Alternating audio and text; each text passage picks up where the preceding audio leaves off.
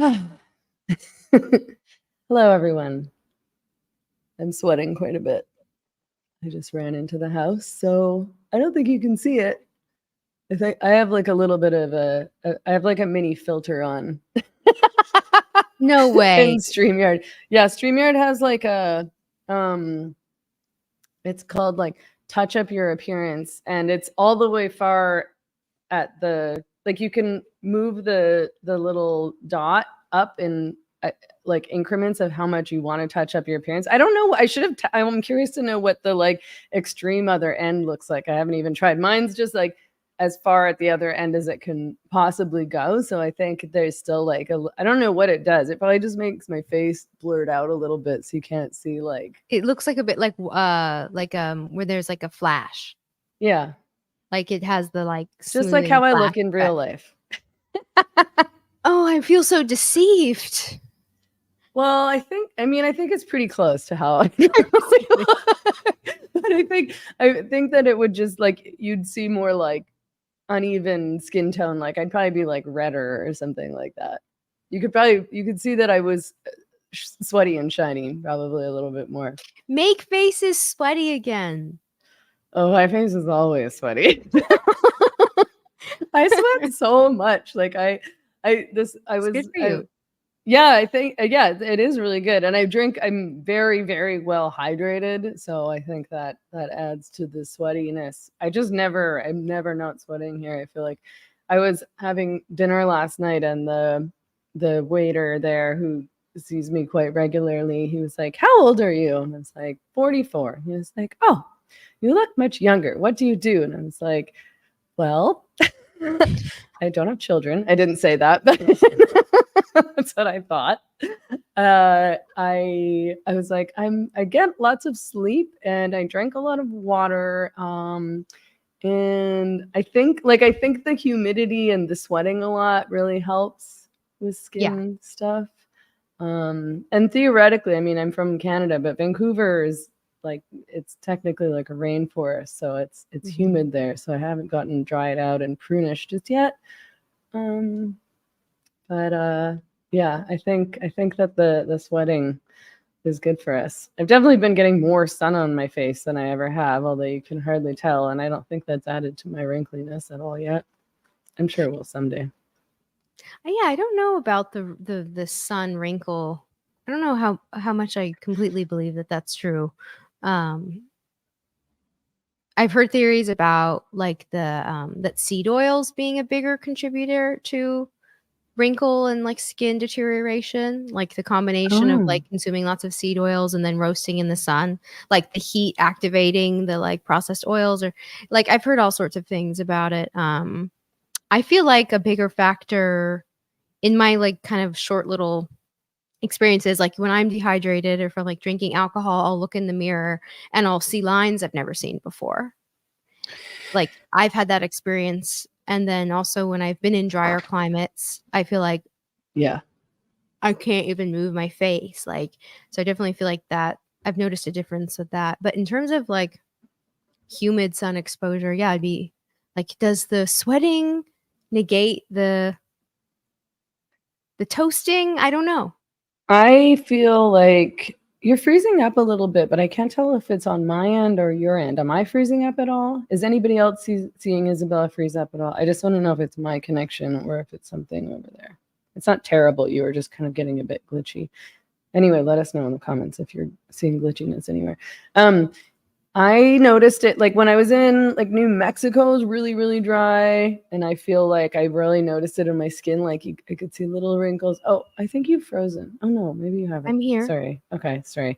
Maybe I'm losing my mind. No. I'm a little discombobulated. I've had a busy day. And then if I'm tired, I get wrinkles. Like I think the tiredness thing is like, I think tiredness and stress. And also like, honestly, I think if you're like angry and stressed, it's going to show up on your face. And I don't mean that in a victim blaming way, because I'm sure lots of people are angry and stressed for good reason. But I think if you're kind of walking around like that a lot, you're going to end up with wrinkles on your face. And I don't know. Yeah. I take a lot of supplements too. I Honestly, my dad's parents, like, I don't think they got wrinkles till they like turned 90. Like, I really think there's definitely a role that genetics play in all of this. I don't think genetics are the determinant for our health and well-being, but I do believe that genetics like certainly plays some role. And yeah, based on how my like father aged, like in his face and his parents, I'm like, Yeah. I mean, I think some people just genetically just get wrinkles much later. Yeah. For And I'm whatever reason. sure, like, I don't know, like, it's like, I know people who, like, whose jobs were outdoor jobs, like they were landscapers and stuff like that. So inevitably you're going to be squinting in the sun. So you're going to end up with wrinkles, but like, or, you know, people who surf or do outdoor sports and stuff like that. And, you know, it's sort of how it goes. And I don't know. I mean, those wrinkles are not, you know, you look healthy still. Yeah. Wrinkles aren't always bad. Cheryl said, I was so interested to hear about how much sleep you all get. What do you do, if anything, to stay asleep? I think I've tried everything: weighted blanket, earplugs, sleep masks, etc. Would you like to go first, Isabella? Oh my gosh. I've always been, since I was a little girl, early to bed, early to rise. Like I remember crying, trying to get my mom to go to sleep earlier and saying, I'm the child, you're the adult, we should be going to bed early. Like I just was like that my whole life. So I think waking up early, number one, like helps me go to sleep at a reasonable hour and stay asleep, being aligned with, the circadian, getting my circadian rhythm in a good place. And I get early morning sun exposure. This is a very late call for me. So like I'm careful about blue light exposure in the night too. That interferes with my sleep. Caffeine past like 1 o'clock, I would say, like, it's not a huge deal, but stress is certainly a factor. Like I have suffered from insomnia like very few times, and it's wow, I don't wish it upon anyone. So yeah, if your life is totally like running amok, it would make sense why you wouldn't be able to sleep. So like I think they're giving ourselves permission to just go through phases where sleep is not good. But yeah, if it's happening chronically, I would just look at like your waking time, blue light exposure, making sure you're getting sun on your eyes, like in your pineal glands, like first thing in the morning. Making sure you're eating enough. Also, like earlier in the day, I feel like if you're waking up at like 2 or 3 in the morning, like I don't know, I would think about like cortisol levels. Like, did you eat enough? Okay. So like when I would intermittent fast, I would notice I would be waking up in the middle of the night because I was hungry. Oh, yeah. Like I didn't have enough calories in me, and my body was like, the stress hormone was like, whoa, time to wake up, like time to eat. Yeah. Yeah, someone mentioned hypnosis. I've done some hypnosis tracks for people who have trouble sleeping, but yeah, the lifestyle stuff, I would say like check those things off the list first. That's what helps me. Yeah, I think those all sound like good things. I'm like, I have lots of good information about sleep, but I don't really take much of that advice. So I feel like a bit odd giving that advice. So you're probably a better person to offer that advice to people, because I like go to bed and look at my phone for an hour. Hey, I definitely do that too. Like I definitely do that too. Not every night, but keeping your phone outside of the bedroom. I forgot to mention that. Yeah, keeping your phone outside of the bedroom. Like I just started doing that because this phone addiction is so real. Yeah. Yeah, it's hard. I try to like, at least when I wake up, like if I wake up like and have to pee, I try to not look at my phone. Like, but I totally like I go to bed and I stare at Instagram until I start to drop my phone, and then I'm like, oh, I guess I'm tired. I take magnesium bisglycinate. I found has been helpful. I get mine. I think mine is a Canadian company. I think it's called CanPrev or something like that, and that's helpful. I feel like and I wear earplugs every night, and also this is going to be funny for some people. I'm a very sexy sleeper. I wear my earplugs and I wear this like silk, like head, like a kind of like a silk toque, almost like a loose silk toque. And it's like quite big. So I pull it over my eyes. So I use it also as like a sleeping like eye mask. So I used to sleep with like an actual silk sleeping mask, eye mask thing, but then I realized that I can just use that one instead. And that's what curly haired people have to do. I recently learned, and it's done wonders for my hair, to be honest, because my hair used to get like basically to start turning into dreads. Like I would just get this massive like rat's nest back here, and it would take hours to brush out. So now I put it up there. So the not being able to see anything or hear anything is really helpful. But I go to like, I have a crazy weird schedule, and I go to bed. I try to go to bed by 2 a.m. so that I can fall asleep by 3 a.m. And then I set my alarm for like 11 a.m. if I have to go to the gym. Otherwise I'm up at noon. But I think like the only things that have really, like, I try to not eat before I go to bed, and and that's honestly mostly just because I feel like I get nightmares if I eat before I go to bed. I don't know if that's interesting. Yeah, especially if I eat like chocolate or sugar or something like that, I'll have like awful dreams. But yeah, like if I'm stressed out, I can't sleep, and that's a tough one because it's. I mean, I don't have a stressful lifestyle. I have like a balanced lifestyle, but inevitably things are going to come up that cause you anxiety, and it sucks because like not having enough sleep doesn't help with your anxiety at all. In fact, it has the opposite effect. So yeah, for sure. Oh, lighting. We didn't talk about lighting. Not only the blue light, but like limiting fluorescent, LED. Like once the sun goes down, the only lights I have on in my apartment are like salt lamps. And I mean, okay.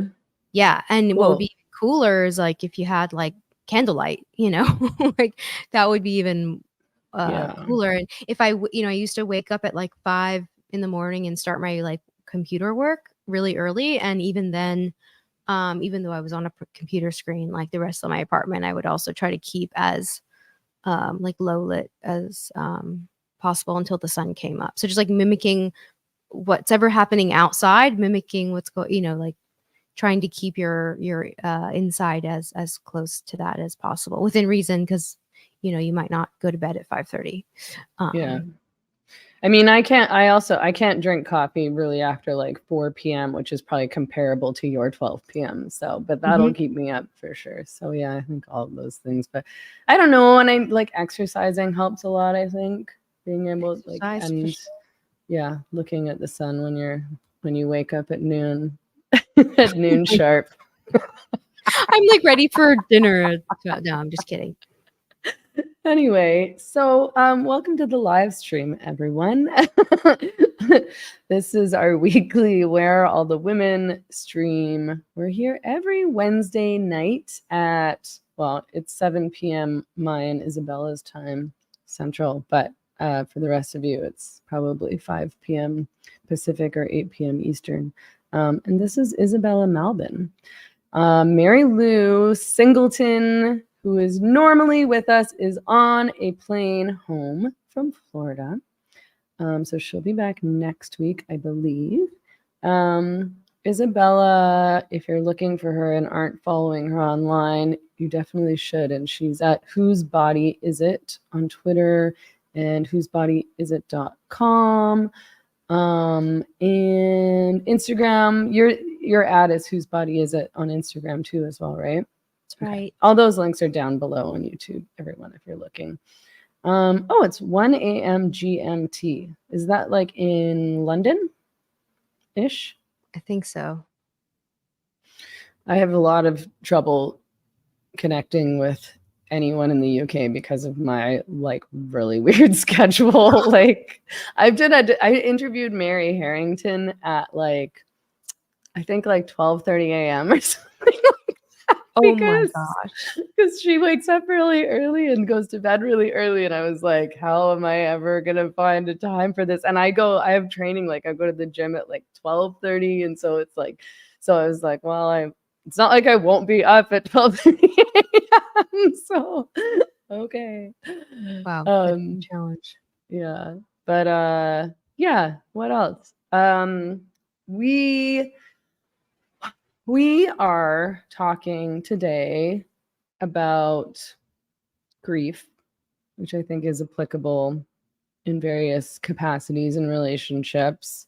Of course, when we're talking about death, but also I think when we're talking about breakups, in terms of both intimate relationship and friend breakups. And I got a couple of questions from people on Patreon that we'll address later in the show. But if you guys who are watching on YouTube or on X, I think X comments might come through on my end on StreamYard now. So give that a try. We'll see. But otherwise, use the live chat if you're watching on YouTube to ask questions, or if there's issues or circumstances that you want to discuss, for sure, let us know. If I miss it, use this super chat. That's probably the best way to get me to see something, but I'll try to keep an eye on the chat either way. I haven't personally, I want to knock on wood, dealt with a lot of death in my life, which I'm grateful for. I've had friends who have died, which is always really hard and confusing, but it's, never someone not so far anyone in my immediate family, not like my partner. I'm scared to death of my dog dying one day, so hopefully she never will. She's my true love and soulmate. And so, but I'm interested, I have been thinking lately about ritual and tradition surrounding death, partly because the way that people here in Mexico deal with, I want to say celebrate, but that doesn't necessarily feel like the right term, although sometimes it does feel like a celebration. How people in Mexico sort of deal with death is in like a really, really beautiful way. There's obviously Day of the Dead, which is a celebration, but people are also mourning their dead at the same time. There's these beautiful altars everywhere. And when somebody dies in the community, this is based on what I've observed. I'm not talking from a place of expertise as like an honorary Mexican or anything, so don't anybody worry about that. It's just so awesome. Like you'll walk by someone's house and there'll be like 30 or 40 people outside the house just sitting in chairs, hanging around, like having food. There'll be an altar, and the house, it'll sort of be like there's like an open house for a week, and people just come around and come around and come around. And there'll be music. And I feel like, death is going to be awful no matter what. But I feel like it would naturally be comforting for there to be people around, especially people who knew and cared about your loved one, the person who died, so on and so forth. And I think that we lack those kinds of traditions in the West. And I know that you, Isabella, dealt with something very difficult recently. So I wasn't sure if you would feel like you wanted to talk about that or you were ready to. So you can either talk around that or talk about whatever you want. But also if you feel like talking about how you experienced grief or are experiencing grief, I should say, recently.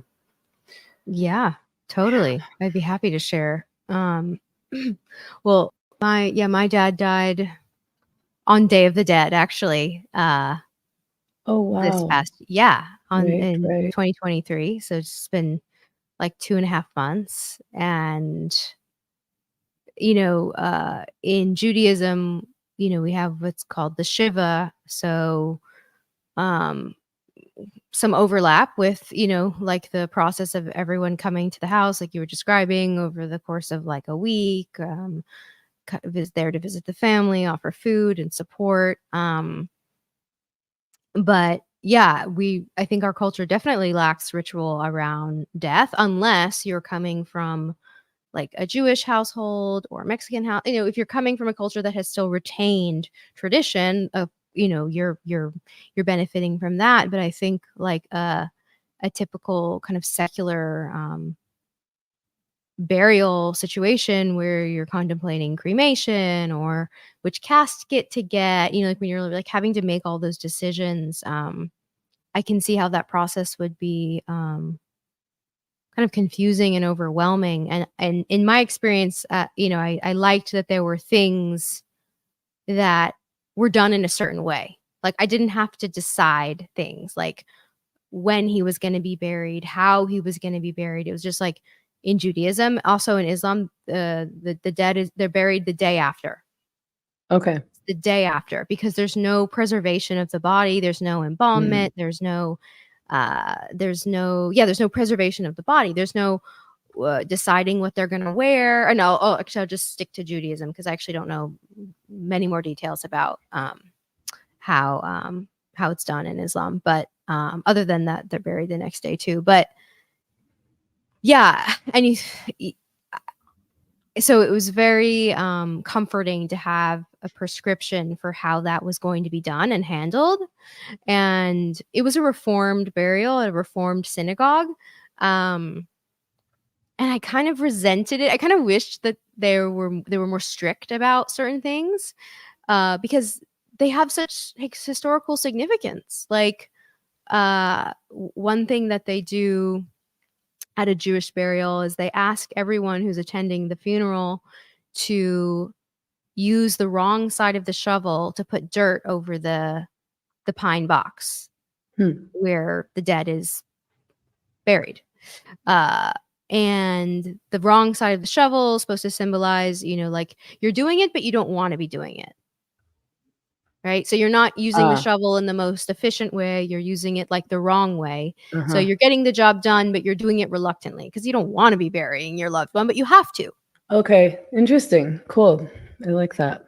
And the cantor was like, we have this ancient, this is just kind of reformed Judaism in general. It's like, we have this ancient tradition with all this historical significance and you can do it, but you don't have to. It's like, right. Which is just like how reformed goes. But yeah, so I think, I really appreciated how it was done. And I had contemplated if I would want to be cremated or if I wanted my dad to be cremated. And after the whole process, it just became so clear to me that like, I just think they've got it done. They just do it really well. It's like pine box, white cloth, like just back to the earth. So I learned a lot from going through that to figure out kind of like, what do I like and how would I want this for me or my other loved ones. But I had no experience with losing a loved one other than both my mom's parents are deceased. So that was a little bit about that. I've never even been to a funeral before. I've been to memorial services, but I've never seen like a casket before. And I have no idea what I would want to happen to me if I died. If I die. I mean, it's still, we don't know. We'll see. It does seem weird to be cremated. Like it doesn't seem very nice to be burned.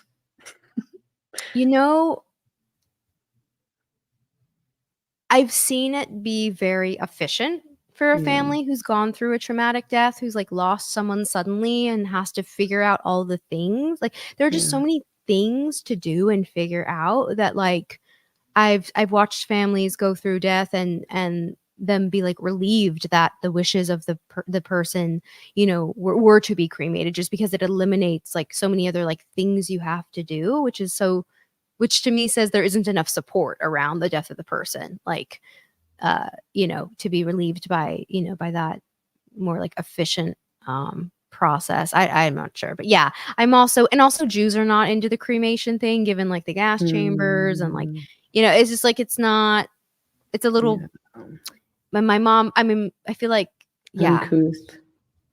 it is a bit, I don't know. I think I had romanticized it a bit more until I had like gone through the process myself. Yeah. Chexky said, I did not appreciate seeing my grandparents' embalmed bodies. Yeah, I feel like that would be very jarring, if not a bit traumatic, to see a person that you loved and knew sort of look like a wax figure. I've never totally been a fan. Again, not that I've ever been in this circumstance of the open casket thing. That seems really strange to me.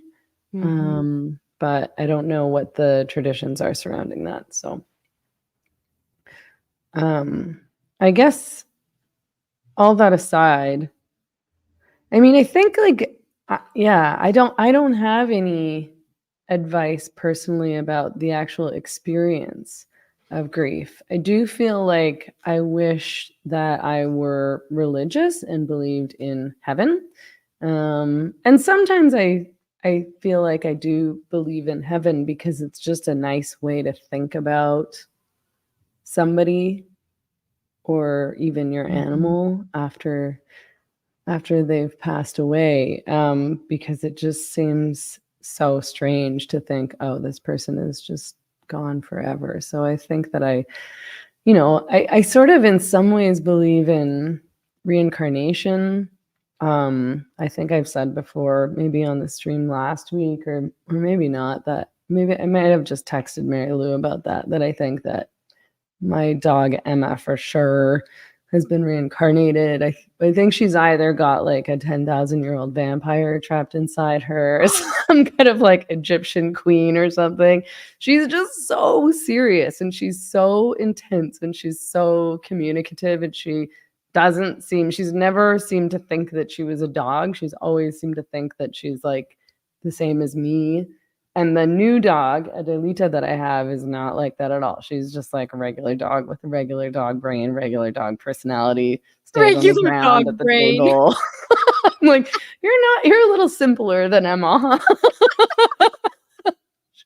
She's very sweet, but she's not nearly as like intense and emotional, and she doesn't like try to stare at me intently so that I can read her mind like at all. So, you know. And I sort of believe in ghosts, mostly because I'm afraid of ghosts. And I feel like so many people who have had ghosty experiences that are so legit sounding that it's very difficult for me to believe, as impractical and irrational as it is. It's very difficult for me to believe that ghosts don't exist. I just don't, I can't figure out who becomes a ghost and who doesn't, because obviously everybody isn't a ghost, or I don't know where they are, if that's true. I definitely believe in like this. Yeah, I got really into the spirit baby stuff. I don't know if you're familiar. The spirit baby realm. Have you heard about this? No, I don't think so. I think I've only ever heard it from you, actually, but I don't think I understand it. Like, I think I've heard you talk about it before, but I don't get it. So maybe you can explain it to us. Well, there's this guy who wrote this book called Spirit Babies, and he was a medium, and he counseled couples who were struggling to conceive, women who were struggling to conceive, and he talked about this realm where, you know, the spirit of the baby who hasn't taken, you know, human form yet lives, and that they're in this realm, they're in the wings, and that when people decide to have a baby, to conceive, they actually need the spirit baby to consent, like to choose and to be a part of what's called the conception contract.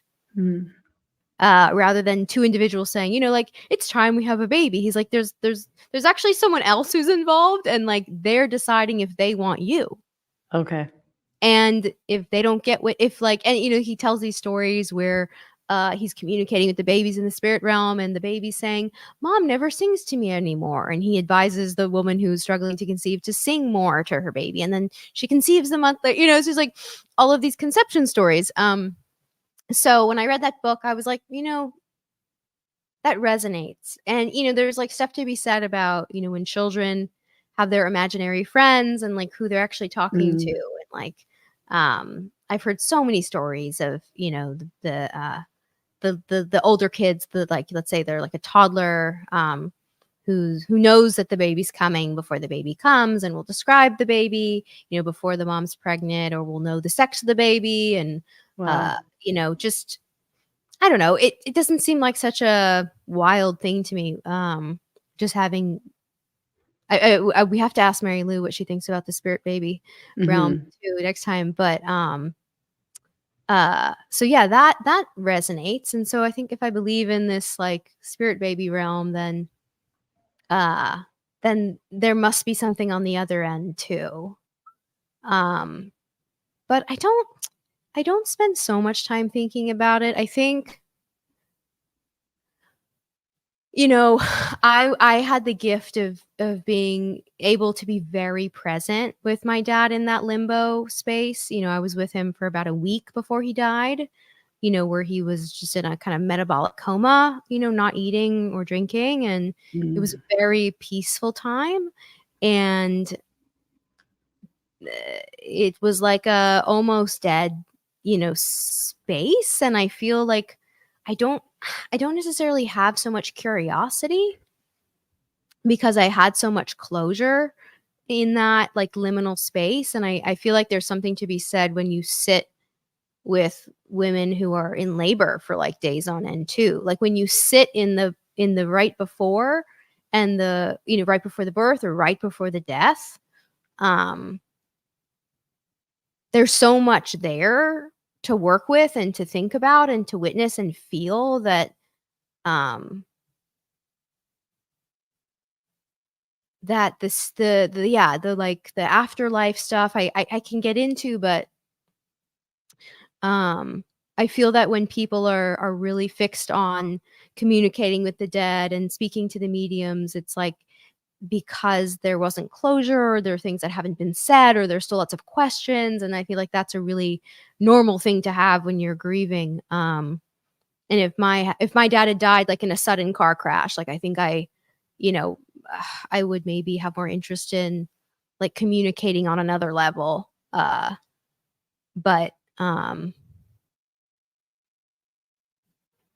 do you think that yeah, we can? Like, do you buy into, like this, like, for I don't sure. know, you have a seance and you call in your grandfather or something like that to Oh yeah, communicate? Yeah. I don't doubt it. I Yeah. don't doubt it for 1 second. I kind of believe in that stuff too. Although again, it's so funny. Like it's like, as somebody who used to be so anti-organized religion, I guess is what we said in our family. Because it's irrational. It doesn't make any sense. It was more I think for our family, it was more that my dad came from Catholicism and went to Catholic school and had a really traumatic experience with that. So then just rejected it all, but also rejected it all as like oppressive and harmful and blah, blah, blah, blah, blah. But it's funny the amount of things that I just like, I'm like, I kind of believe in that, even though it doesn't make any sense and it's technically irrational. And I don't really necessarily have any argument to explain why I do believe in these things, but just because it seems like it happens, or because it's just comforting, it's just nice to believe in these things. I don't really think it hurts anyone to believe in seances or ghosts or heaven, really. But I mean, I just feel like there's so much spooky stuff that happens that it's hard to explain it otherwise. Like again with ghost stories, like my mother used to work at the Burnaby Art Center, which is an art center in BC, and it's located within all these really, really old mansions, and the mansions are famous for being haunted. They do haunted house tours of them every year on Halloween. But when I was a kid, I would go out to work with her all the time. Me and my sister would go to work with her all the time and like just play around in the attics and mansions and stuff like that, which was obviously a little bit spooky, or, take art classes and things like that. But all of her coworkers would tell us ghost stories, and she would tell us ghost stories. And the ghost stories are all, the people who'd worked there had encounters with the same ghosts all the time. Like they knew all the ghosts. They were like, Wow. oh yeah, the woman in the blue dress who we see up in that window, or the woman who comes in and moves all the tools around. And, we hear the swishing of her dress, and it's just the same things that happen over and over and over. So it's sort of, it's hard to believe that it's not real, although I suppose it could just be people imagining the same thing over and over and over again. But that could also be true. Like, yeah. I think I get a little, like, I think one needs to be careful with psychics, because I believe that first of all, I believe in psychic mediums, and I also believe that there are people who are very convinced of like figments of their imagination. Okay. Right? Like there's someone who could be like so convincing, like Megan, like I saw that in a past life that you had many elephants, and one day one of those elephants had stepped on your foot, and that's why you have pain in your foot. Right. Like I could be so convinced of the story. Like I could have had a dream last night that was true. Like, and so being able to be like, I had a dream that this and this happened, versus like, I'm convinced that this means that this is what happened in your afterlife, and this is like, so I think I have no doubt. Like I don't always think that the like the psychic kind of like the exploiter psychic who wants to just like take your money. Like I don't even think it's like that malicious. I think that some people are just I know that a lot of people who believe that they're psychic are like not at all. Like the people who are like, oh, like I'm pretty psychic, and then they'll tell you something about your life or your partner or whatever, and it's not even close to the truth. And it's like, why did you convince yourself that you're, I mean, I guess so that they can feel special, or because they're narcissistic or something like that. But it's those kinds of people I feel like are usually wrong. And I think like being psychic in your own life is awesome. Like for me, that's like, oh, you're like in alignment and you're like paying attention to signs and signals and like not bypassing like what you're feeling, and like listening to your unconscious and your dreams, and like just like I feel like when people are like, I knew that was going to happen, it's like, well, yeah, were you is there a pattern of behavior that you've been ignoring? Like, yeah, like I've had those experiences where I've like had dreams that things were happening, and it turns out they were. Yeah. But I also had enough information in my waking life. It's so I feel like I encourage psychic awareness in your own like space. Yeah, observant, or having premonitions, like I knew this would happen, or this did happen. Yeah. And then finding or out. Like, well, I just had a feeling. I don't know. Yeah, people are sort of like, it's like people are so tuned out to what's going on around them, and to these like very subtle signals that they're getting in all kinds of ways from other people's behavior and so on and so forth, that they think, oh, like I just had this feeling that he was cheating, or I just had this feeling that he was lying. And it's like, like you're not psychic. Like you were probably getting some actually pretty clear signals in terms of his behavior, or something that was going on in your relationship, or things that you're just not seeing or that you weren't accepting as signs or red flags, perhaps. I think that the Gift of Fear, Gavin de Becker, I think he talks about that a lot in that book, right? I actually never read that book. I knew the stories in the book that made him like a target for being called like racist, but I never. I didn't even know that happened. It doesn't surprise me, I guess. I just listened to it this year because people kept telling me over and over and over again to read it. So I listened to it on the plane one day. But yeah, it talks about that kind of thing. It's just like, you're actually getting a lot of information all the time and you're just not aware of it often. Yeah. Someone asked in the comments, if future telling psychics are real, why didn't we see tons of them predicting the 2020 worldwide lockdowns? Can I respond to that? Sure. Well, yeah, I don't know any psychics, but I did know some vaccine whistleblowers who predicted the lockdowns and mandated vaccines. So there were people talking about for many, many years.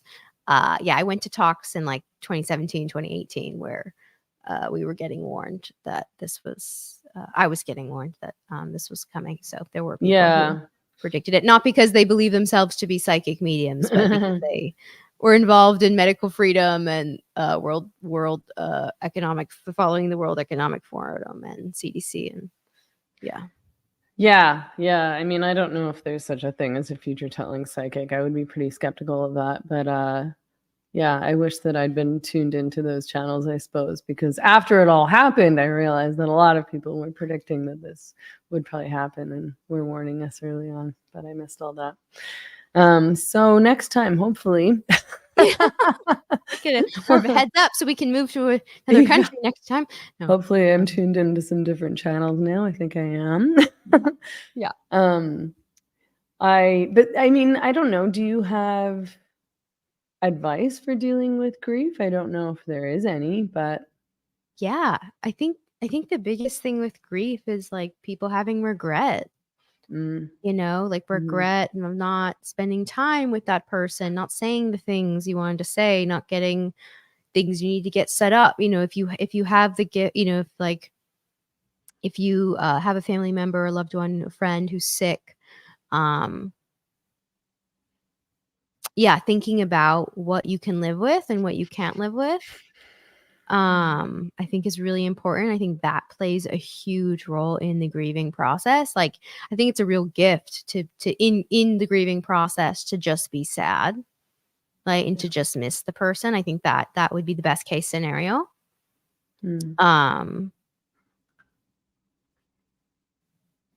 So yeah, I would say think about, what you can live with and what you can't, and so that you're not like overwhelmed with guilt and regret. Like I sometimes have the moments where I'm like, oh, I wish I maybe hadn't said that, or maybe I should have done a little more of that. And like the little micro, but nothing overwhelmingly like, but I also had a couple years, to kind of acclimate to the idea that there was going to be an end. So yeah, I would say that's the biggest thing. And then if you have a cultural ritual, even if it's not a recent like ritual in your family, like maybe it's not how your grandparents were buried, but it's how your grandparent, if you can find some cultural tradition to hold on to and to draw comfort from and like guidance from, I would definitely encourage that. Yeah, having the Reformed Jewish way of doing things for the death and after death was so comforting. So comforting. And I so appreciate having that, having had those guidelines. Yeah, for people who are just tuning in, by the way, if you have questions or comments or things you'd like us to discuss, please use the live chat on YouTube. And also don't forget to like and subscribe. I forgot to mention that earlier. Yeah, I mean, I think because I haven't luckily experienced a lot of death in my life yet, that's inevitable, of course. I don't have experience with that kind of grief, but I do have experience with other forms of grief in terms of losing people and having to move on from what once was and is no longer.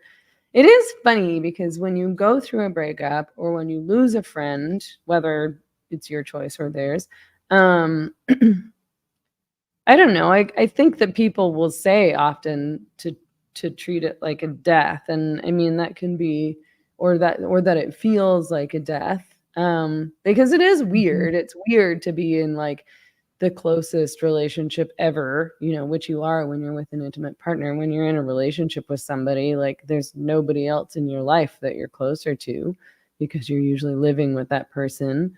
You're having sex with them, which is an extremely intimate experience. They probably know more about you than any other person in the entire world, I would say. And then they just like aren't in your life anymore.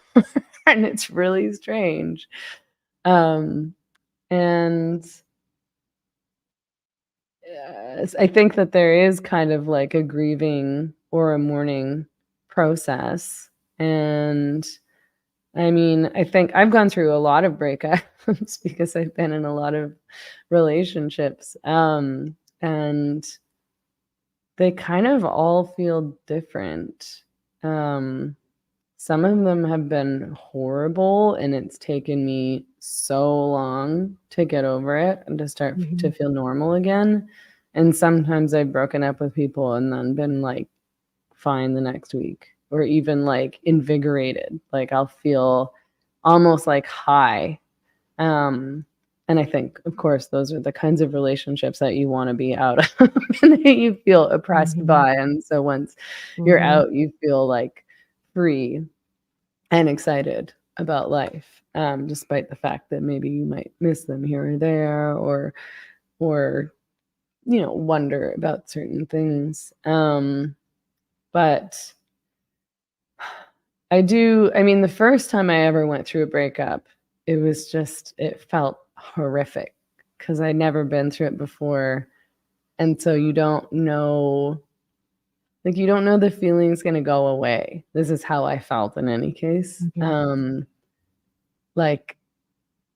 never been in love before. So being in love feels really intense if you've never felt that before. And then losing that, you feel like you're never going to find that feeling again because you don't know, you can fall in love more than once and you can meet somebody else who you'll feel this way about, or maybe not. Maybe you won't feel exactly that way, but you'll feel close to and happy with in other ways. And I remember, I think I must have been like 20. How old was I? Maybe like 23. When I broke up with my first love, and I remember just like I just couldn't function at all. Like I was crying at work. I was crying on the bus. I would try to go with my friends and I'd cry at the bar. And it was just like, I was just so sad. And in retrospect, it's like that relationship never would have lasted and we're not compatible at all. And of course, it's good that, not that, I don't think he's a bad guy. He's a nice guy or whatever, but it would have been completely ridiculous and silly for us to be in a relationship. And, but yeah, so I think after that, breakups were a little bit easier, but I've done them well and I've done them badly. So I think I do know how to do them well, having screwed them up several times. I want to meet your first boyfriend. I'm like curious. I'm like, he's sort of part of the family now. It's actually a He's strange what? story. Well, so my first boyfriend, this is a funny story. My first boyfriend's older brother is now married to my sister. And I didn't know the older brother at the time. And my sister wasn't even living in the country. So she didn't even really know my first boyfriend. Like I think she'd maybe met him a few times, but she at the time was not living in Vancouver during our relationship.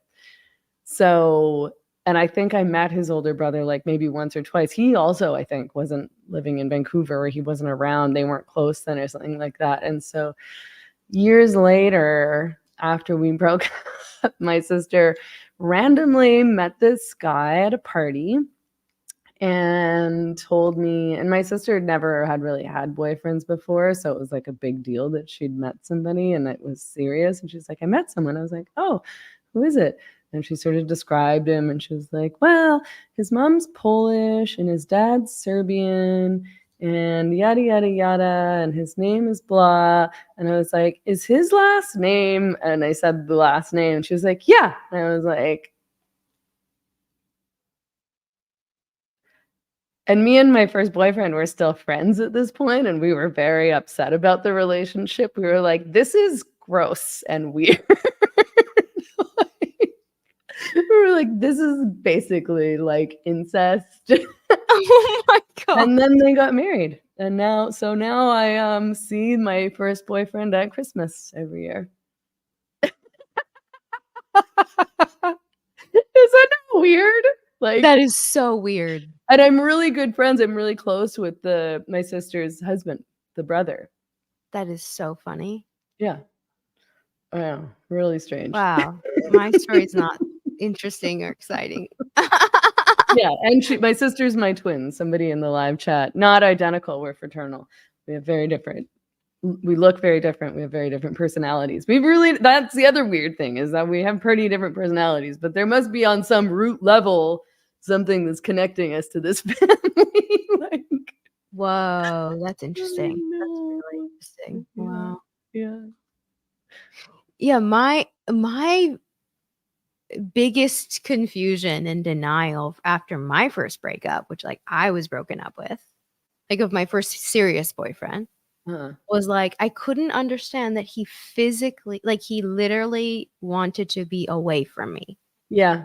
Yeah. Like I couldn't. Yeah. We were just so like pair bonded and like attached and like spending every minute together. And then all of a sudden it was like, no, I actually want to be away from you. Not just like I need space, or like I think this isn't working, but like I actually, my physical being, I want to be apart from you. And that was the hardest thing to like wrap my head around for some reason. It was like, I just couldn't understand. I'm like, I can't understand. Well, obviously I figured it out. But yeah, I think my biggest lesson with mourning breakups, whether I was broken up with, or like a friend ended the relationship, or I was starting to have reservations or needing to back away, is like, yeah, my biggest lesson has been not forcing and not trying to like fix or like be the hero in the situation when things are not clearly not a match. And this is distinct from like apathy. I'm not like promoting apathy or like disembodiment or anything like that, but like, and you know, some people tend towards avoidance, you know, so like what I'm saying isn't the lesson for everyone. Like if you lean more towards avoidance, then your lesson might be like clear communication and like asking for what you need. But my lesson in relationship and friendship has been like to let go and not force when things aren't working. A friend of mine said to me, there's like a Buddhist saying, let go or get dragged. Let go or get dragged. And I was just like, oh my gosh, that is so my lesson. I think I finally learned that lesson too, and it took me a long time. So I'm glad that you learned it sooner than I did, because it's a really important lesson, and it'll save you a lot of torture if you can. I mean, I say it in a more cliched way than you just did, but it's like I actually heard this saying. I don't think the Kardashians invented the saying per se, but I did hear it from Kendall Jenner, who said, I don't chase, I attract. And I was like, this is my MO right now, because it's true. You shouldn't chase, You shouldn't chase. You shouldn't try to force. And I think I did for so long try to chase or force. Like if a relationship ended and it was not my choice, I think I, like you, especially with that first breakup, which was sort of my choice and then not my choice at all. Like I made a choice and then we got back together and then he made a choice and I was like, it could not compute in my brain. The same thing like that he had made a decision that he didn't want to be with me. And it's like, but I love you and we love each other. Like, is that not the only thing? And of course it's not. And I still to this day don't even really know what happened on his end because I was like, I set a boundary with him. I'm not going to go into detail about what happened because it's not my life, it's somebody else's life. And we were young, so we do bad things or stupid things. And he sort of, begged for forgiveness. So I gave him another chance when we got back together. And then he just decided one day, like over the phone, that actually he didn't want to be back together. And that was that. And I was just like devastated and totally confused. And probably part of that comes from thinking that you're in like the power position and then you're not in the power position and you want the power position back because it sucks being the one that has no control over the situation at all. And in those times you sort of do the wrong thing. I definitely did the wrong thing at that time, which was, to try to chase and force. And the right thing to do is just to go away. Yeah. The right thing to do when somebody breaks up with you is to just go away and not contact them if you can ever again. I think that's the best thing. It is one of the hardest things to do. And the more I think we can understand what that impulse is to like prove and like convince it, like the more we can understand what that part of us is about and trying to do, like the less we're gonna like act on it. Like that happened with me. I'm like, oh, okay, I'm trying to prove that I'm worthy. Like there's a part of me that thinks I am unworthy, and so my job is to prove that I am so worthy of his love or that friend's attention or, whoever you're talking about. And it's like, especially there's this book called When Women Love Too Much. It was written, I think, in the 80s or maybe in the 70s. It's geared towards women who are in relationship with addicts. Oh. And she talked, but it can be applied to men. It can be applied to women who are in relationships where like it's not working, like it's abusive or there's emotional availability or whatever. And she talks about like that our relation, not that we date the opposite sex parent, but that we recreate the relationship dynamic. We recreate a dynamic that we had with the opposite sex parent. So like, okay, the classic examples, like you have an absent father who like never gave you attention or was like in and out of the home or was nice to you sometimes, but like forgot some birthdays, like whatever. Your like relationship MO will be to prove your worth to your boyfriend or husband. Like that's the challenge. Like, and without the challenge, like there's not without someone who, because like we're always trying to unconsciously prove that like, no, we are good enough, we are worthy. And so if you have someone who's acting in that way, who you then are able to reform, it's like the ultimate accomplishment. Like the ego just like wants to like convince you that no, you are worthy. And so you're going to take someone who's behaving horribly and you're going to show them, hey, I'm worthy. And then all of a sudden they're going to treat you better. Like that's the psychology behind it. And I found the book so fascinating and like so relevant for my experience in relationship, for many of the women that I work with, experience, what I talk to, that I know. And so, yeah, just getting more information and figuring out like, well, what is that impulse? Like, do I really miss that person, or is it the feeling of family that I had? Is it the feeling of financial stability? Is it, like, is it really specific to that person, or is it the thing, that you can find with someone else? Oh, and the other thing I want to say about like the rumination and the convincing and the thing that we hold on to in friendship and in romantic is like, I was finally able, something that helped me move through difficult situations was like focusing more on how I felt in the relationship versus how I felt about the person. Mm-hmm. Like what you just Mm-hmm. described, like you're the guy, it's like he's like, I don't want to be with you. Like he's doing things that are violating your boundaries. Like, so what do you feel? You're feeling rejection, you're feeling violated. Like that's how you feel in the relationship. But you love him.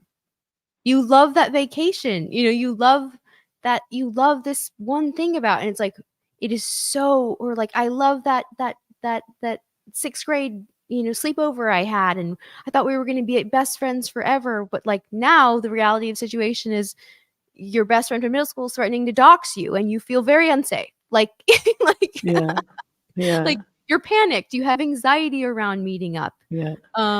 Or this person isn't treating you with respect, or this person is not prioritizing you in the same way that you're prioritizing them, and you're feeling sort of like you're chasing them around. And I mean, that's like a good signal in general to let go of somebody if you have that feeling where you sort of feel like you're forcing something, or you feel like you're chasing somebody around, or if you're wondering, you're like, does this person actually want to hang around with me? Or if you sort of feel like you're trying to trick somebody into spending time with you. And I see so many, I mean, I'm sort of, when I'm talking about this, I'm thinking about in terms of friendships, but I also see people doing this in intimate relationships often. And I'm sure that I've done it before in relationships too, where you're sort of trying to force bonding.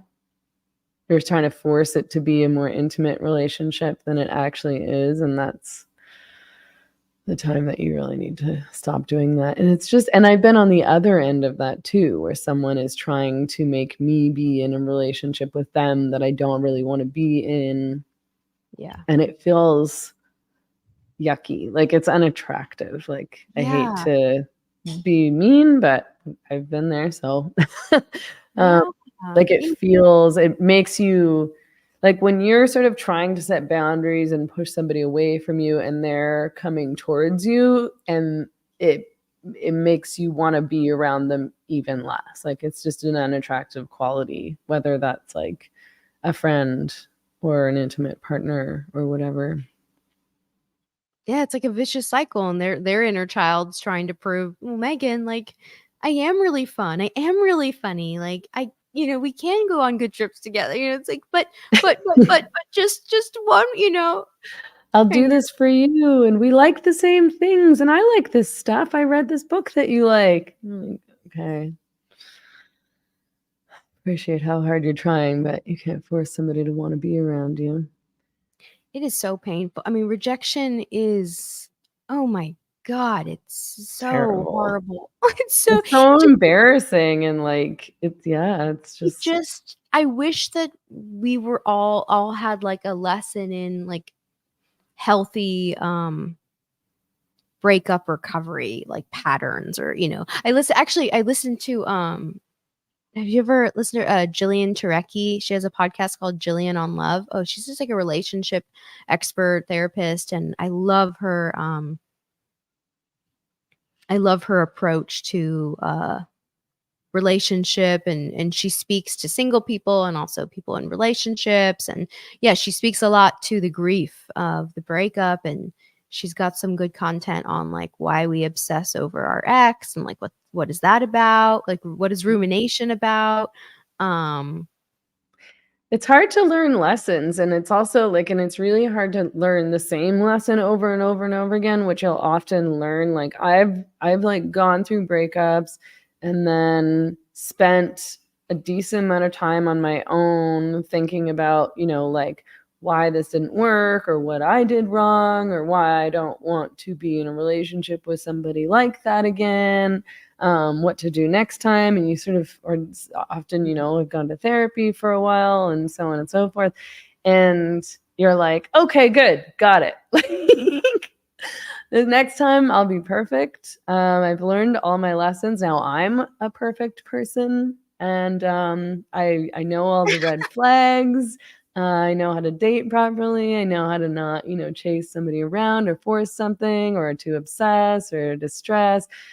And then when you do it again, it really sucks. And you're like, oh God, I knew this. I knew that this was, why didn't I see that red flag? Or why didn't I take this slower?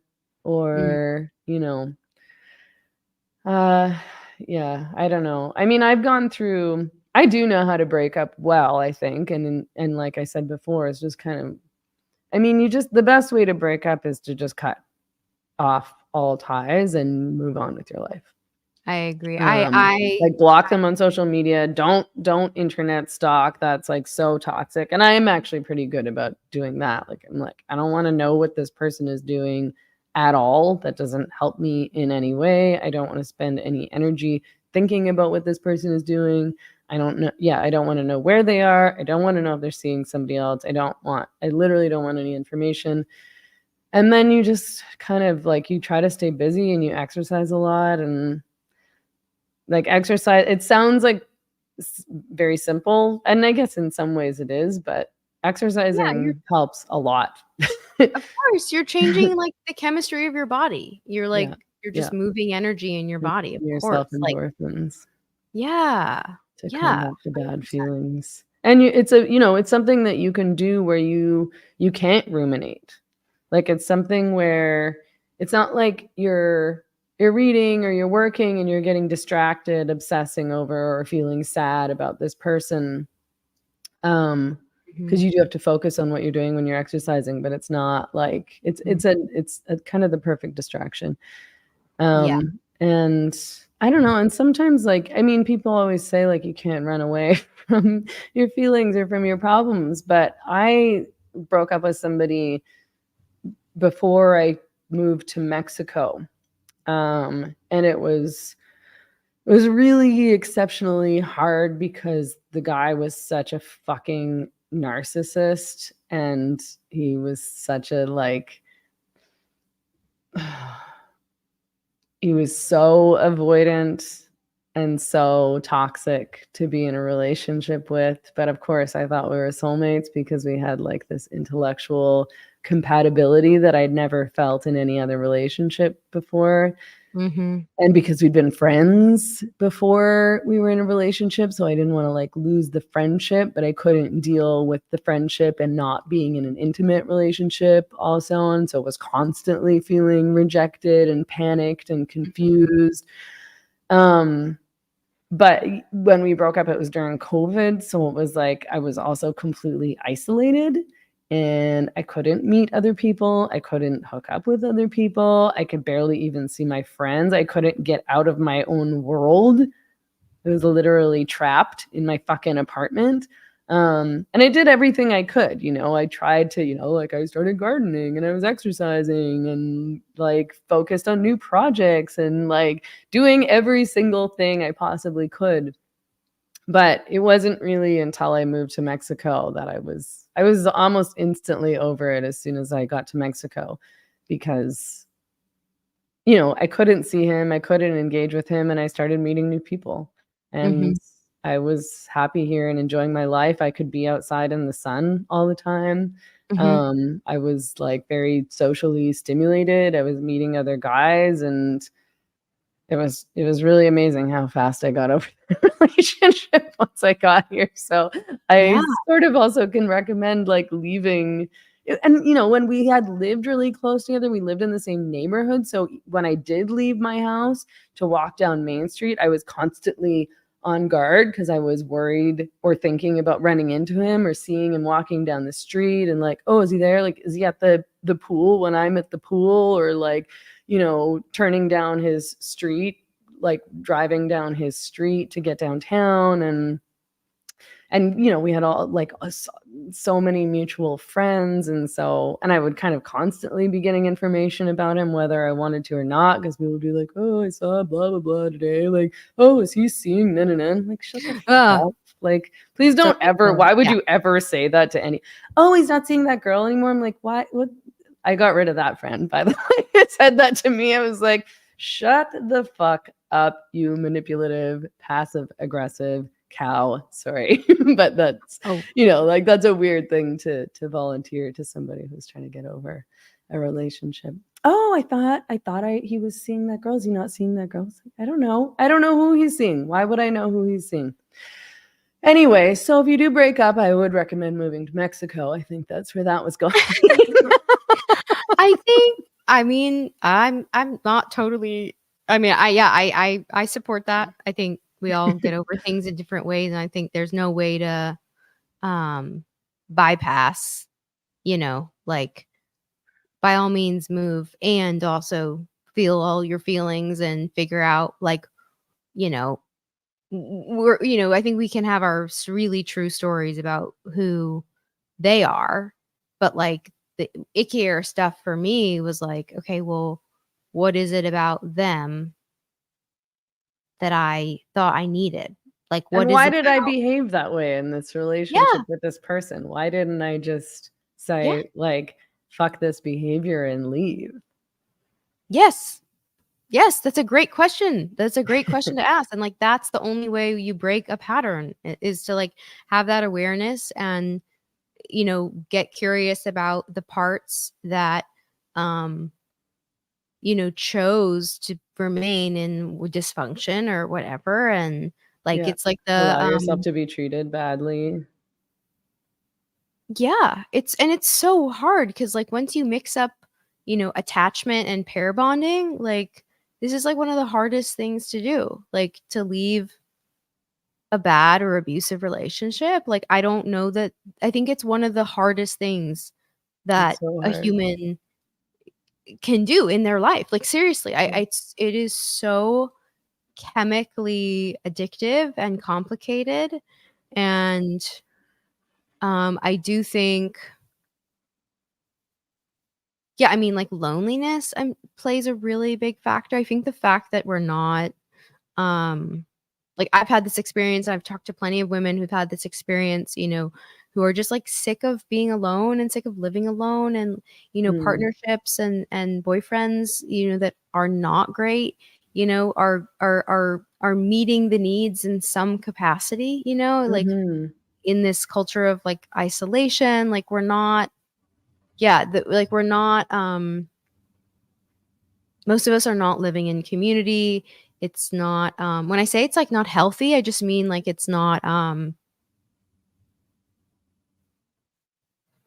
it's only biologically like feasible that we can like literally survive it because we live in a culture where you can like get groceries delivered to your door. But like, you know, like it's just weird to be like in your own little space for most of the day, like not having, like, you don't technically, you're living in the modern world. If you're a digital nomad, like you don't technically have to interact with that many people to get your like things met, except for the thing that is probably most important, which is like community and interdependence. And like, you know, like the modern world, you know, lets us bypass that interdependence. It's so devastating. It's so destructive. And yeah, I think that a lot of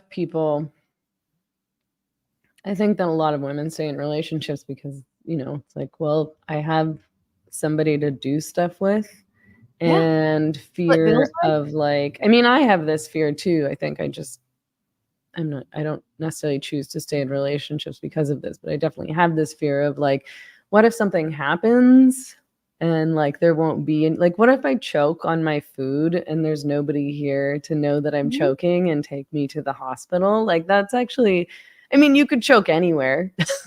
You could be at home and your partner could be somewhere else, but you know, like this, having somebody who sort of is going to be at the hospital to visit you and take care of you and help you out. And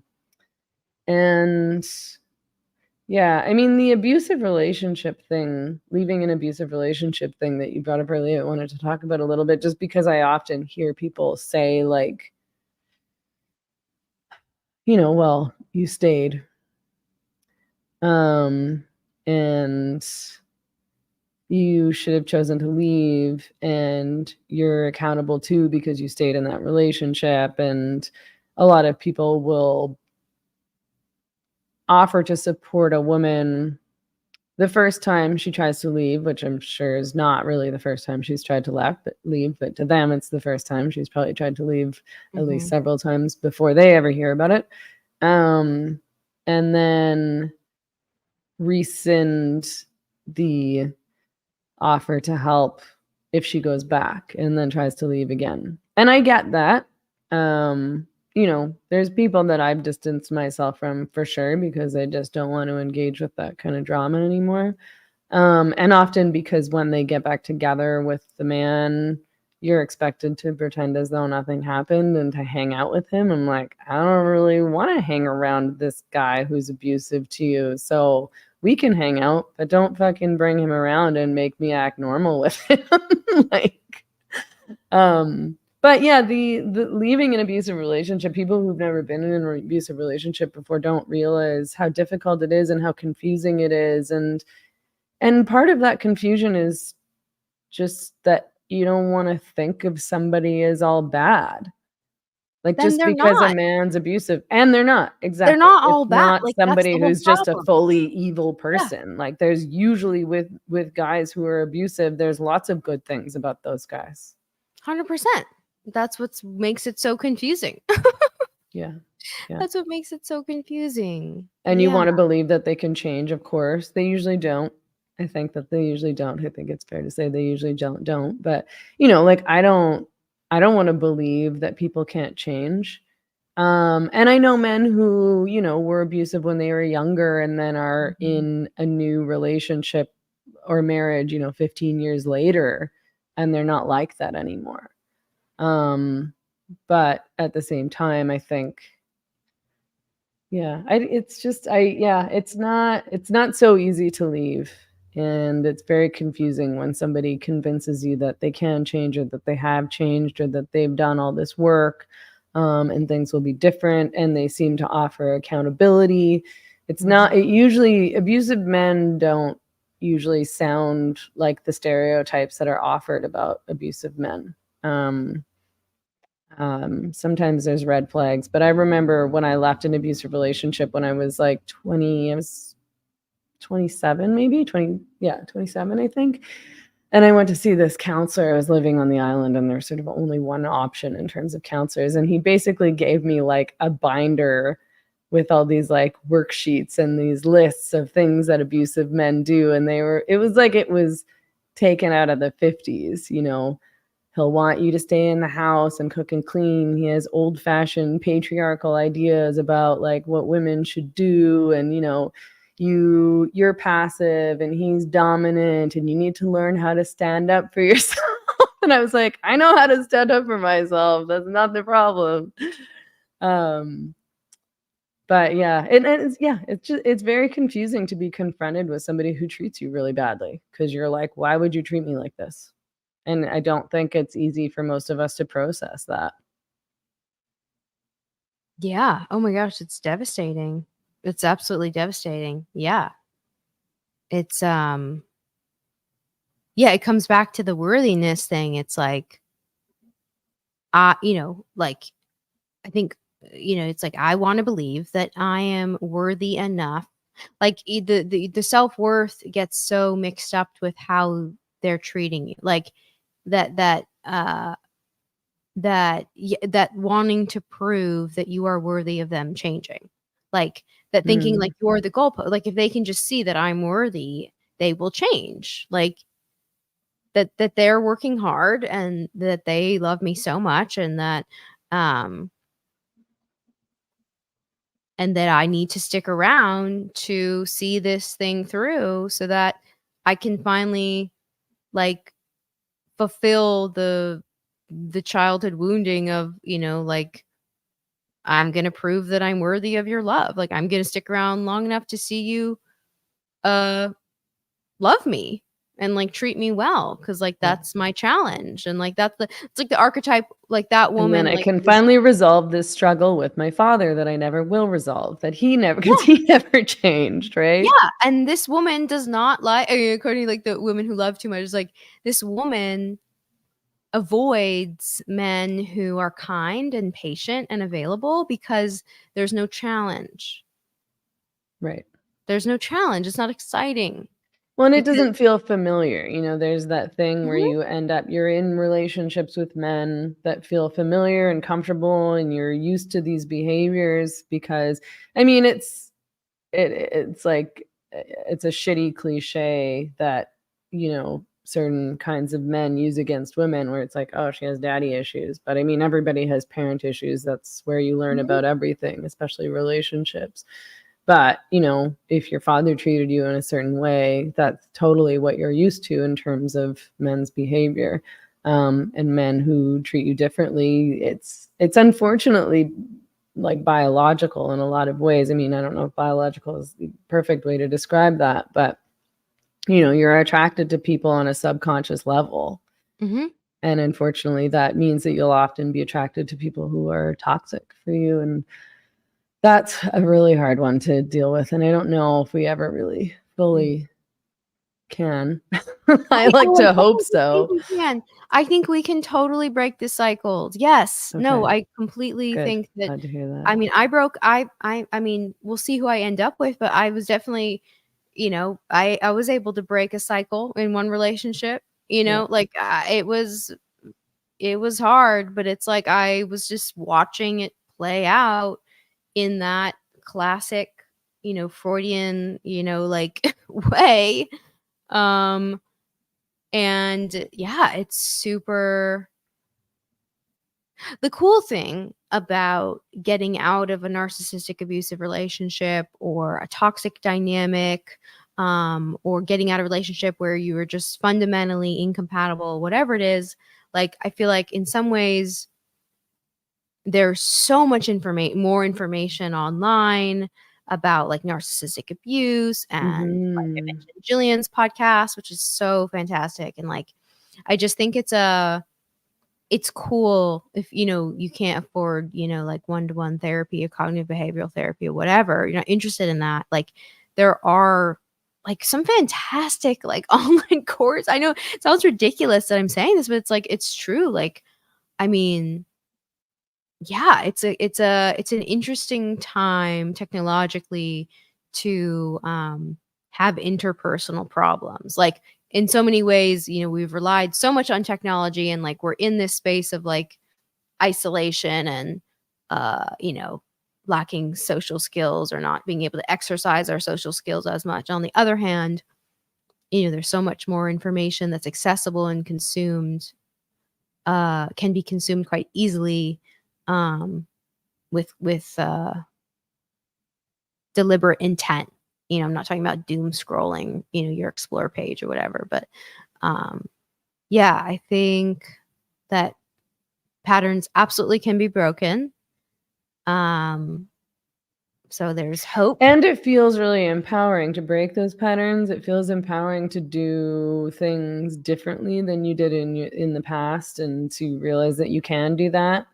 And you don't have to keep repeating the same behaviors and the same patterns. It feels really good, even though it feels unnatural to do that, of course, and uncomfortable. No one says, how do you grieve a relationship the healthy way? I either ruminate or shut him out of my mind completely because thinking about it is too painful. And I think a certain level of shutting out is good.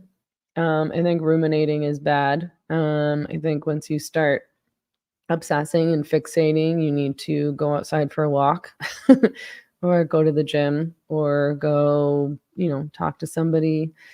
But I also think that what a lot of men do, what I notice with a lot of men, including men that, that have broken up with me, that I have felt devastated over and like cried and cried and cried about, and then I get over it, and then this is like a year later, and then they come back and they want to rekindle the relationship, and I'm like, I don't have any feelings for you anymore. I went through these processes and was devastated, and if you'd come back 2 months in, 3 months in, I would have been stoked, but now I don't love you anymore, and I can't feel that way again. Stupid. I mean, in the end, it's usually for the best anyway. But like, and I think that's because a lot of men do just kind of shut it out. And then when they do sort of start processing or allowing themselves to process, they start feeling regret or sadness. And it's like a year or maybe 2 years or more years later. Whereas women, I think, more commonly will cry for weeks and weeks and weeks and feel really sad about it and get through it in that way. So yeah, I don't know but yeah, I definitely think that obsessing and fixating is not useful, and that taking your mind elsewhere is healthy, even if that feels forced. But also just like, I mean, like feel sad and then just knowing that you're not going to feel sad forever. Like, okay, you feel sad and it sucks, and you might feel sad for a month, or you might even feel sad for a year, but you will eventually feel better. And, you know, when you do feel better, you know, I've had breakups where I did feel sad for a year, and then almost all of a sudden you feel good, and you are out for a walk one day and you're like, wow, I feel awesome, and I feel really excited about life, and I feel really happy, and I don't have any feelings about this person anymore. And that's really exciting. But yeah, I mean, it's like, I don't know. It's just, it's like one of those things where you have to learn that it's like okay to have bad feelings. We don't want to have bad feelings, but sometimes we do, and that's just how life is, and you feel them until they go away. Yeah, I definitely think you need to feel them. And also, like, when you're ready, like, be sad. And also, like, I don't know, we have to look at, like, our part. We have to. Like, we have to look at, like, why we chose this person, why we were able to be in some level of denial, if there were red flags that you overlooked. You know, like, I mean, if you don't want to end up with the same kind of person, or or if you don't want to replay that dynamic again, then you have to look at your half of the dynamic. Like, that's the only that's the only way I could imagine one would feel excited to date again, and hopeful, you know, to find a new relationship, is if you, like, truly believed that you had a different, like, lens or different radar, and were committed to not playing out these, like, unconscious desires and patterns that may or may not have, you know, been played out in that. For me, it's like, what was more painful for me coming out of, like, relationships was to, like, look at, like, whoa, like, why do I lean towards, like, denial? Like, when, like, I knew that, I saw that, like, why did I, you know, like, that bypassing of things, you know, I'm like, what is that about? Like, why did I do that? You know? Because people are going to always be who they are. Like, you know, we're not going to change people.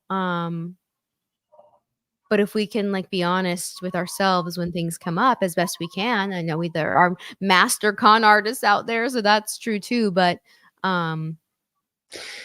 yeah, I think being accountable is, like, huge. I think blaming the other person and seeing yourself as a victim, you know, even if you were a victim in some ways, like, even if the person that you left was abusive,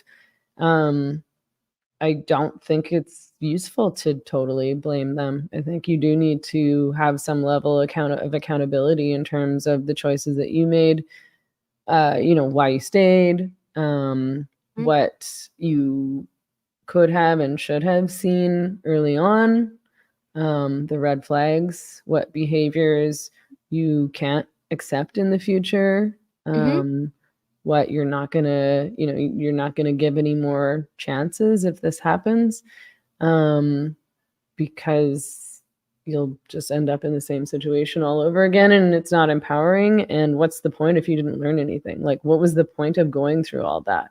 The good thing, I know it seems weird to say that there's good things or useful things to come out of abusive relationships, but I did feel that there were important things that I learned from being in a relationship with an abusive guy that I've used in my life, both in terms of my work, and being able to understand and empathize with what other women are experiencing, despite the fact that what I went through was not nearly as bad as what so many women go through around the world.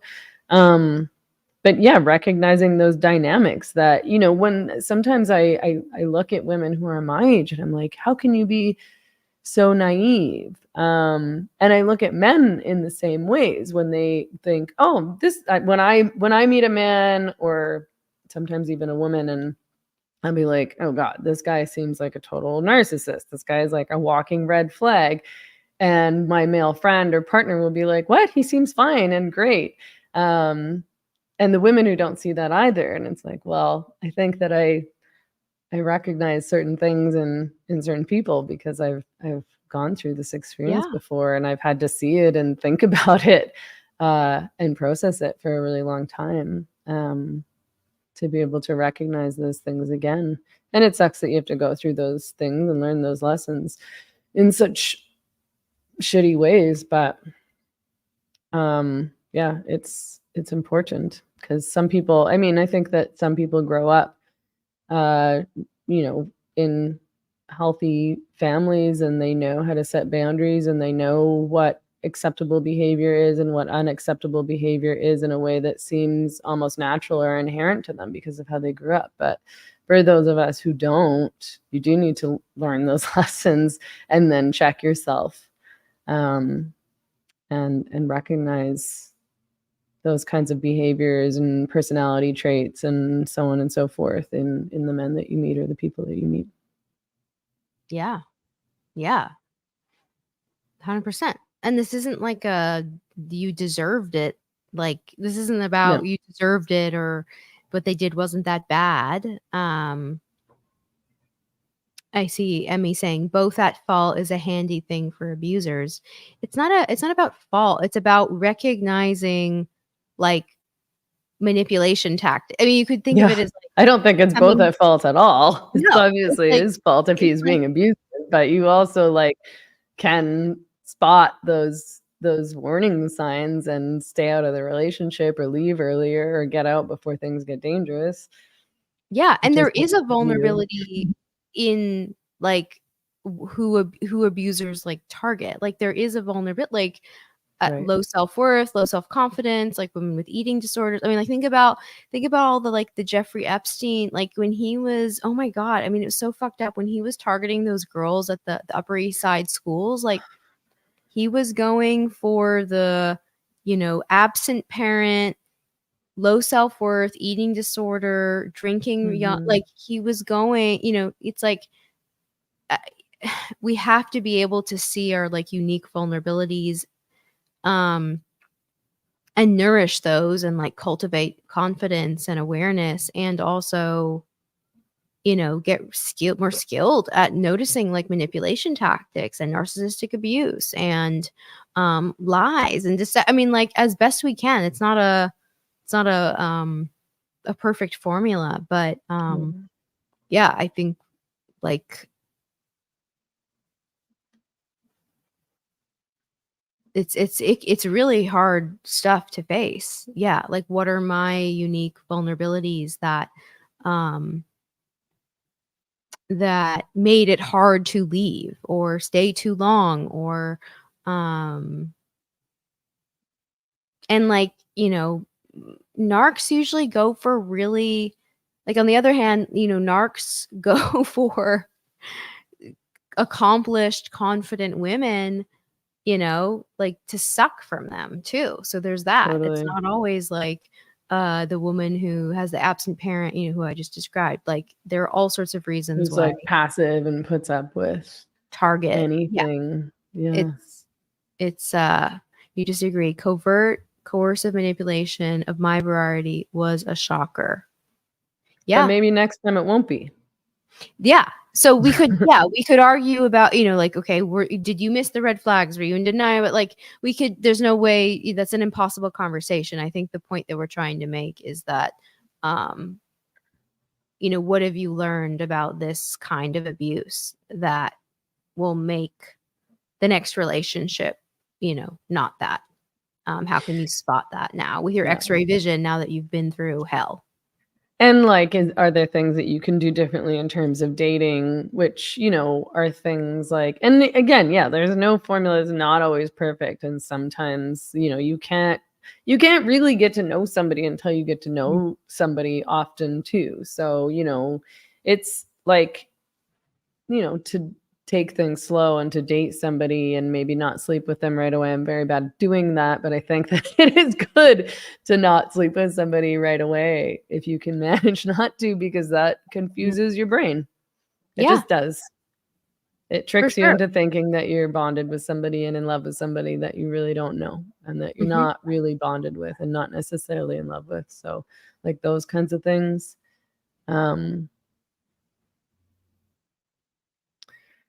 So yeah, I don't know. I mean, it's there's no perfect recipe, but I think, recognizing narcissistic personalities and not sticking around when somebody's treating you badly in the hopes that they'll change is a good lesson to learn for those who need to learn it, which are a lot of us.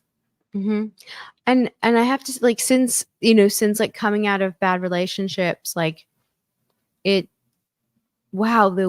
awareness that is available to us after like horrible experiences is like abundant. Like I've had so many experiences since that experience, like in friendship, in new like potential relationship, where I can just, it's like X-ray vision. I'm just like, oh, that again. Oh, there it is. Like, no, thank that's you. happening. Like, oh, I know what that is now. Like, it's like, it's so, on the other end of it, it's like all the learning and awareness, it's like it is for something, I think if you can, I don't know, I feel like I'm a superhero now. I'm just like, yeah, totally.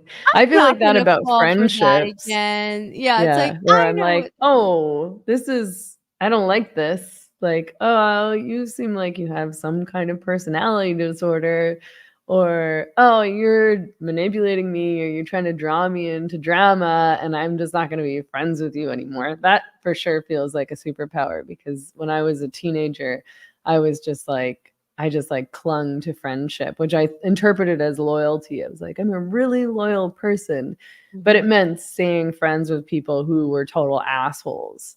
And I felt really hurt when I lost friends and don't really any longer, to be honest. I mean, I think I lose more friends than the other way around, which is to say, like, I choose to not be friends with people when they behave in ways that I don't like pretty easily now, more so than the reverse of that situation. But when I was younger, I was very bad at letting go of friends, both in terms of me saying like, okay, this person is like treating me badly, or I don't like this behavior, so I'm not going to be friends with them anymore. I never did that when I was younger. But also in terms of losing friends, I think I felt really, really hurt over those things when I was younger, and don't really any longer. Because I think, I mean, on one hand, it's like, okay, well, if somebody doesn't want to be friends with me, then whatever. Like, people are allowed to not like me. Like, I don't take it personally. Like, that's okay. That's like the not fine. forcing. There's people that I don't like. You don't have to like me. Like, why do we have to hang around with people that we don't want to hang around with? Like, that's fine. Not everybody has to like you. You don't have to like everybody. Yeah, and I think that's where that's like where the detachment comes. It's like there's an incompatibility here, and it's really painful when it's not mutual. Like, it's really painful when someone's ready to name it or walk away and you're not. Like, that sucks. And like, everyone is entitled to change their mind and to not want to be in relationship or friendship. And it's not about you not being good enough. Like, the sooner we can like get right with that, the less, just like the more easily we can kind of move on. And my biggest thing has been, just like not learning to not internalize when things just aren't working, like the let go or get dragged, like just it's and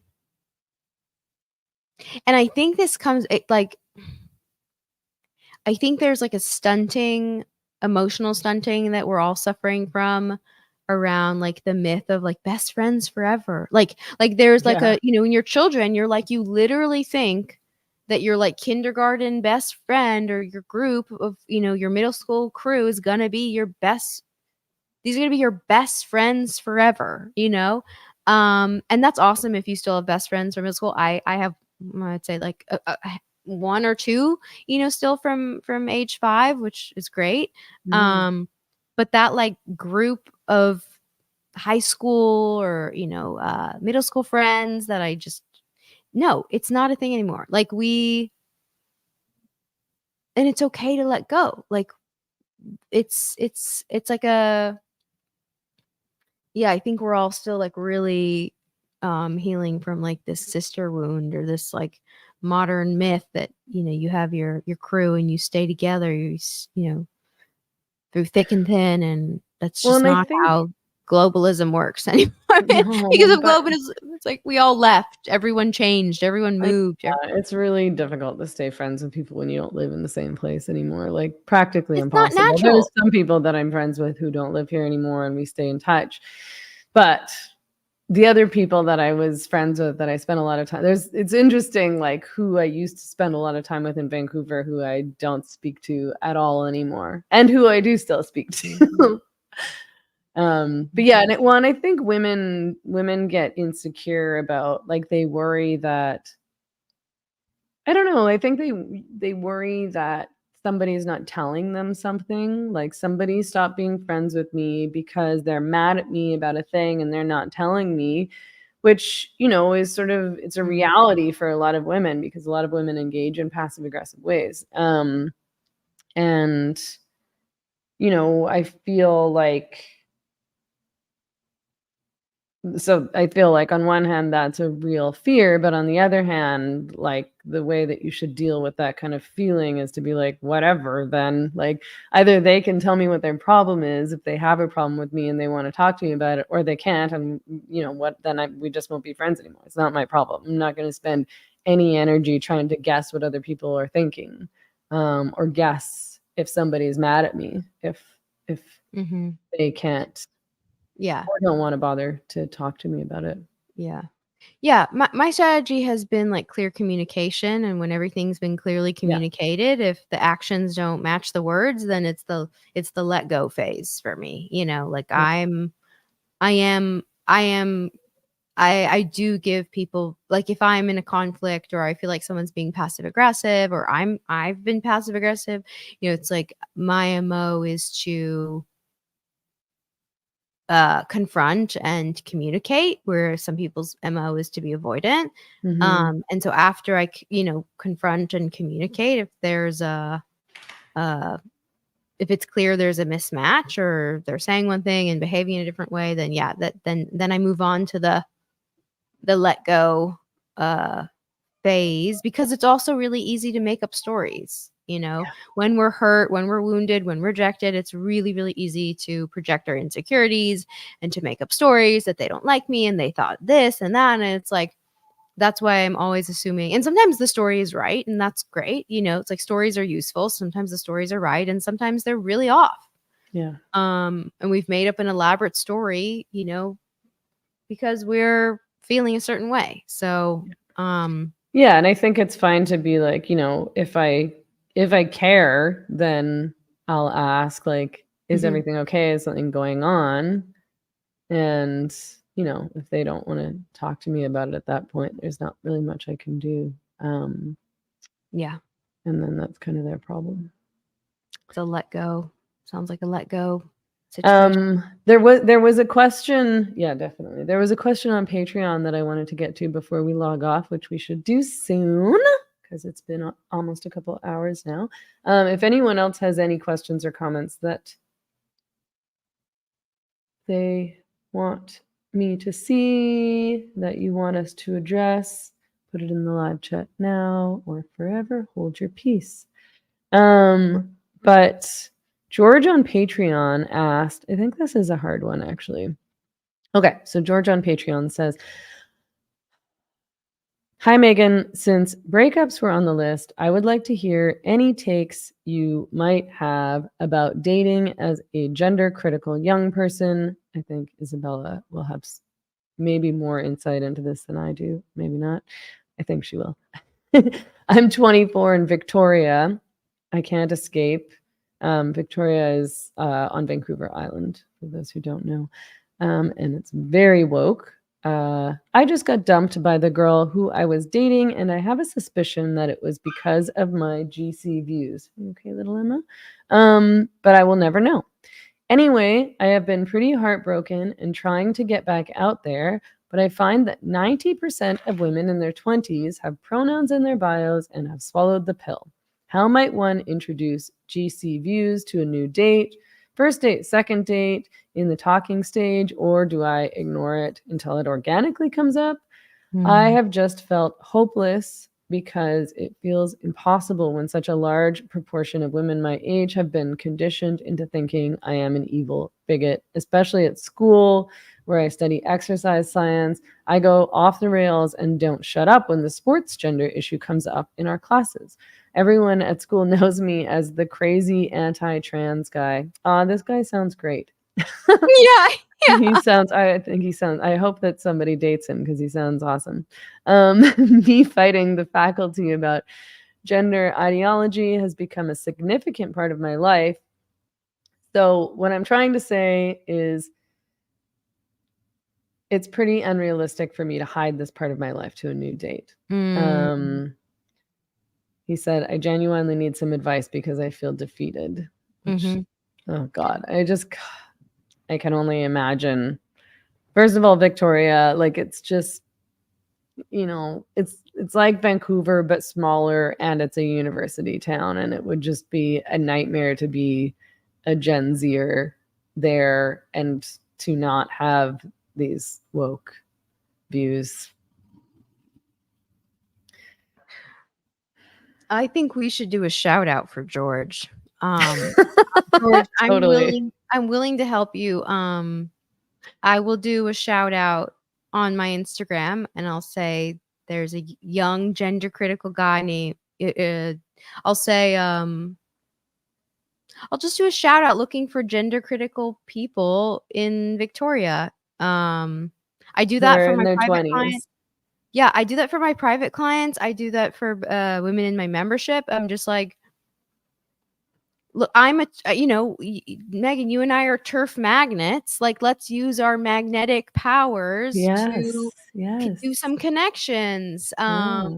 So if George, I love that idea. I think we should do a shout out calling gender critical men and women in the Victoria, Vancouver area.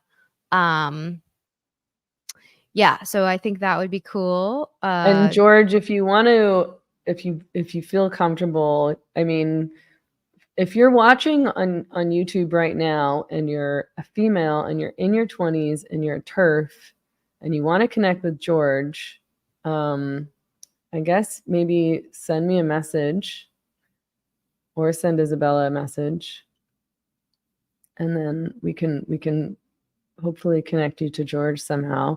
If you happen to be on Vancouver Island, that would be really great. Yeah, Vancouver Island, Victoria.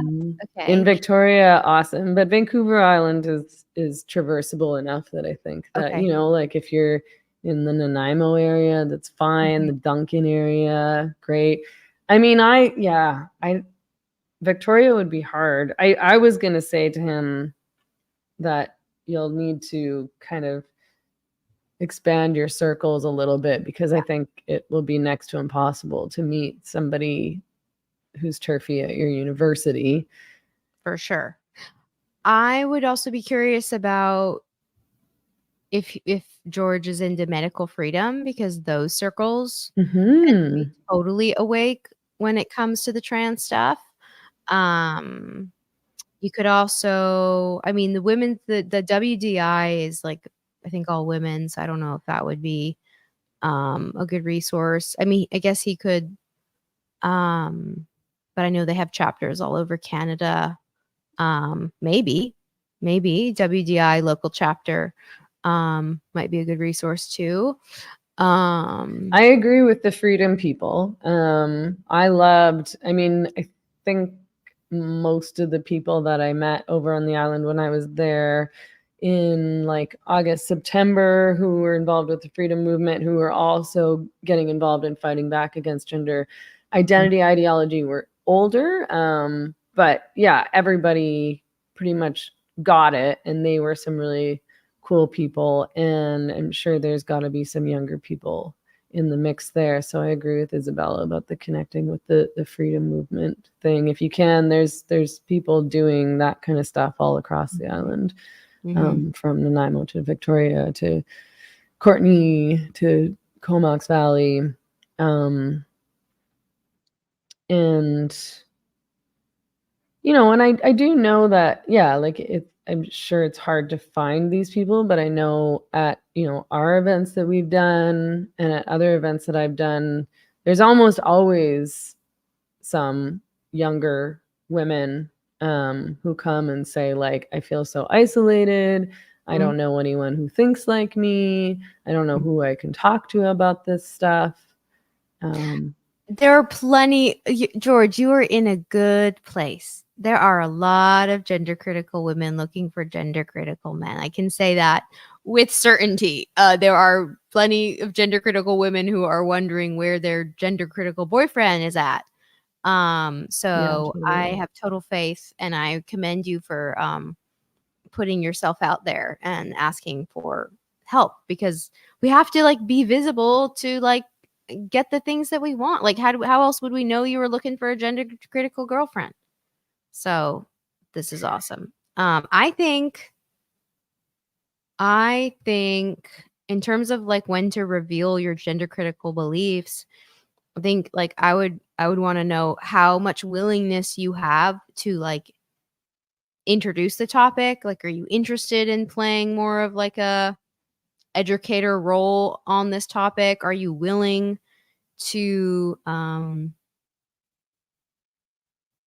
be the villain, perhaps, just temporarily when you're dating women? I mean, it's very complicated. Sometimes you're surprised by people, though.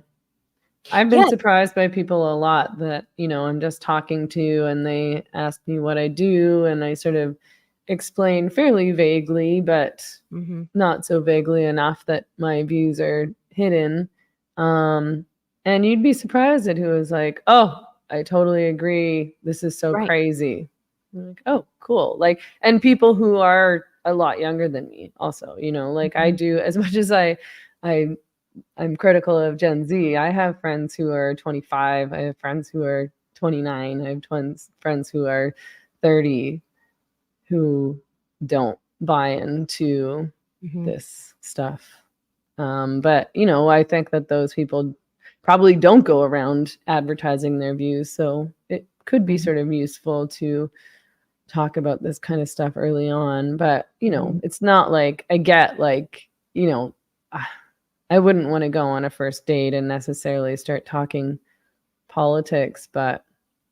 And I can understand his hesitation to like not be upfront, because I mean, my hesitation in not being upfront from the get-go is getting into a situation where a dude would be like, oh my God, you're a fucking TERF. Like someone who would just like explode or like be totally vile and rude, and like I would never want to put myself in a situation where that could be the outcome, which is why I'm like totally upfront.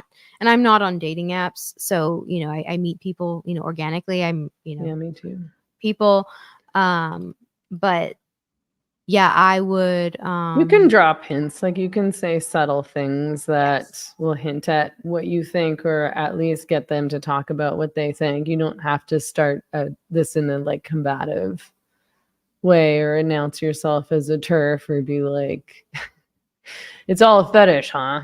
Yeah, autogynephilia. Who would have thought this is, Yeah, you can bring up like news stories and see what somebody says. And then you can decide for yourself that you don't want to be around a girl who doesn't know what a girl is. Yeah, like if you're just going out on a coffee date and you just want to roll the dice, then you could like just ask questions. You don't have to reveal anything. It's just women love questions anyway. That's a great way to do a date. Yeah, just ask lots of questions. But yeah, I mean, hopefully we'll do some turfy events on Vancouver Island again in the spring or summer. So you should definitely come. Yes, show up to events. Definitely show. And it's awesome that you're already known as the quote anti-trans guy at your school, because now anyone who shares your beliefs like will know where to go. Totally. They'll seek you out. You'll find somebody, George. Hang in there. I'm not worried at all about you, although it might suck for the time being. I cannot imagine being a university student today. It would be really difficult.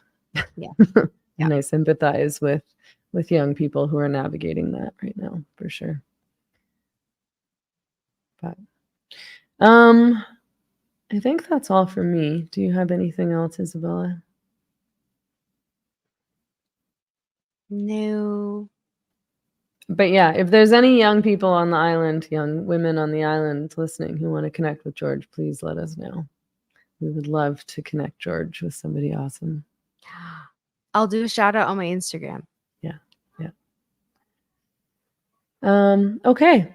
Well, thanks everyone for tuning in. As usual, we've gone through a lot. I'm always surprised when it's been 2 hours. Whoops. I'm asleep talking right now. I'm poor Isabella. So and again, I have to go make a steak, so it's dinner time for me. Oh my gosh. So everyone come back, join us next Wednesday. We're here every Wednesday. Like and subscribe so you get the notifications and get a reminder that we're going live every Wednesday at 5 p.m. Pacific, 8 p.m. Eastern. You can also watch on X, and Isabella is at Whose Body Is It? And her website is whosebodyisit.com. I think you guys know all my socials since you're watching me on social media right now, so I won't remind you. But yeah, thank you so much for tuning in, everyone. It was great to see you all. I hope to see everyone next week. Bye, and everyone. thank you, Isabella. Thank you, Megan. Okay. Bye. Good night, everyone.